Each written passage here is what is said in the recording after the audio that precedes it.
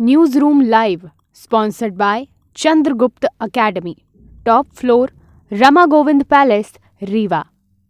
नमस्कार, India times में आपका स्वागत है और आपके साथ मैं आशुतोष तिवारी हाजिर है प्रदेश की 4 बड़ी खबरों के साथ। पहली खबर की बात करते हैं।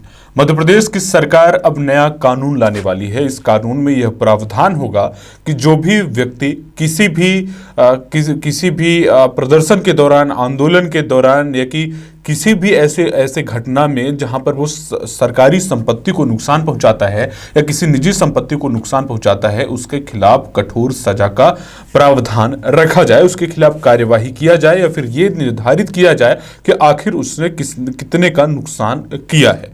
ये नया जो कानून लाने जा रही है मध्य प्रदेश की सरकार, इसको लेकर कैबिनेट की मीटिंग जो है वो होनी है और कैबिनेट मीटिंग में जब इस प्रस्ताव का अनुमोदन हो जाएगा तो फिर इसे विधानसभा में सरकार लेकर जाएगी और फिर ये विधेयक बनेगा।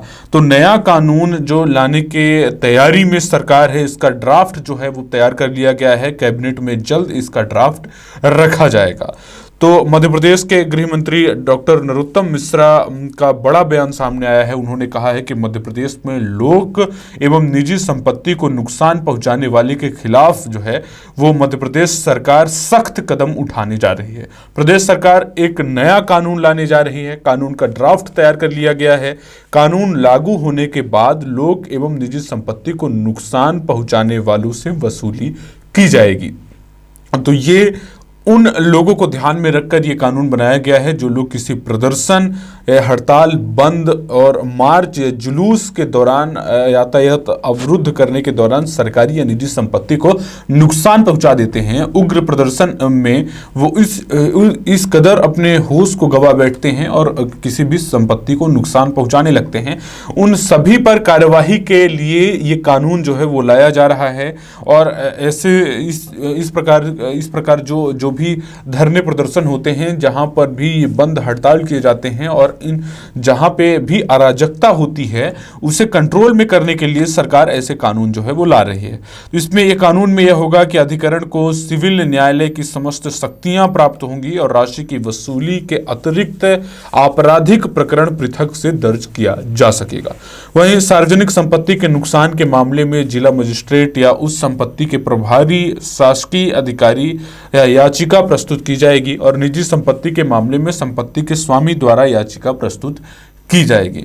तो ये जो है वो प्रदेश सरकार ये कानून लाने जा रही है। अब बात करते हैं दूसरी बड़ी खबर की, जहां एक प्राचार्य ने रिश्वत की मांग की थी, लेकिन लोकायुक्त ने रंगे हाथ रिश्वत लेते हुए प्राचार्य को धर दबोचा है। ये खबर मध्य प्रदेश के बड़वानी से है, जहां भ्रष्टाचार पर कार्यवाही की गई है। भ्रष्टाचारियों पर लोकायुक्त पुलिस जो है वो लगातार नजर बनाए हुए है और लगातार बड़ी कार्यवाही करते हुए नजर आ रही है। ये जो बड़ी कार्यवाही हुई है, ये कॉलेज के प्राचार्य को रिश्वत लेते हुए रंगे हाथ गिरफ्तार किया गया है। जानकारी के मुताबिक ये शासकीय कॉलेज में बुधवार को लोकायुक्त पुलिस द्वारा कार्यवाही की गई है। मामले में प्रोफेसर सुरेश का कहना है कि कॉलेज प्राचार्य डॉक्टर सुनील मोरे द्वारा जन भागीदारी समिति के अनुमोदन के बाद तैयार किए गए बगीचे के 27,000 बिल को पास करने के लिए उसके 20% यानी 5,000 की रिश्वत की मांग की गई थी। यह रिश्वत कॉलेज प्राचार्य सुनील मोरे ने प्रोफेसर सुरेश से मांगी थी, जिसकी शिकायत प्रोफेसर ने लोकायुक्त एसपी को की थी। मामले में लोकायुक्त डीएसपी प्रवीण बघेल ने प्रोफेसर की शिकायत पर प्राचार्य सुनील मोरे की कॉल रिकॉर्डिंग की। रिकॉर्डिंग में प्राचार्य द्वारा रिश्वत कॉलेज के लिपिक को देने की बात सामने आई है, जिसके बाद लोकायुक्त एसपी के निर्देशन पर बुधवार को रुपया लेन देन क्रम में लोकायुक्त पुलिस ने यह कार्यवाही की है। इस दौरान कॉलेज के लिपिक दिनेश बटोले को 5,000 रुपए रिश्वत लेते हुए दबोचा गया है।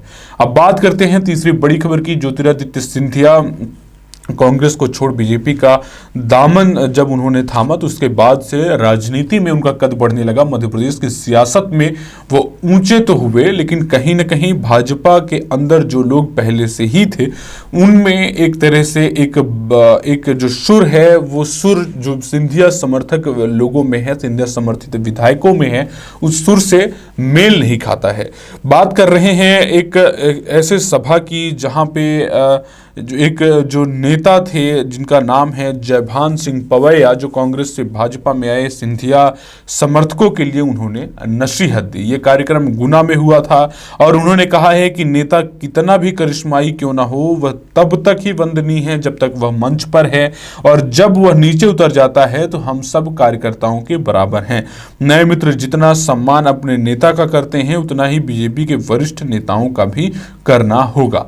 तो ये उन्होंने एक तरह से तंज कसा है कि सिंधिया समर्थित जो भी विधायक हैं और जो भी मंत्री हैं वो जितना अपने नेता के सम्मान में नतमस्तक रहते हैं और कसीदे पढ़ते रहते हैं, तो उतना ही बीजेपी के वरिष्ठ नेताओं का भी आदर सम्मान उन्हें करना होगा। और उन्होंने दो टूक शब्द में यह भी कह दिया है कि बीजेपी वरिष्ठ नेताओं की सम्मान करने वाली पार्टी है, यहाँ छत्रपों नेताओं और वंशों पर आधारित पार्टी यह नहीं है। पवैया मंगलवार से शुरू हर बीजेपी के 3 दिवसीय प्रशिक्षण शिविर में भाग लेने पहुंचे थे। शिविर में बीजेपी कार्यकर्ताओं को संबोधित करते हुए पवैया ने कहा कि भाजपा कार्यकर्ता जो काम करता है वह दल के लिए नहीं राष्ट्र के लिए कार्य करता है। न जाने कितने जन्मों का पुण्य होगा जब हमको भारत माता की सेवा करने का अवसर मिला होगा। उनको भाजपा के कार्यकर्ताओं होने का सौभाग्य मिला। डॉक्टर श्यामा प्रसाद मुखर्जी व पंडित दीनदयाल उपाध्याय के सपने एकात्म मानववाद को चरितार्थ आज हम पूरे होते देख रहे हैं। चाहे राम मंदिर, धारा 370, 3 तलाक, एक देश एक विधान, सभी कार्य मोदी सरकार में पूरे हो रहे हैं, ऐसा जो है ये कहा गया मंच से। और मंच से ही ज्योतिरादित्य सिंधिया समर्थक नेताओं को भी चेतावनी एक तरह से दी गई, नसीहत दी गई। अब बात करते हैं चौथी और आखिरी खबर की। मध्य प्रदेश में अब ठंड का असर जो है वो बढ़ गया है।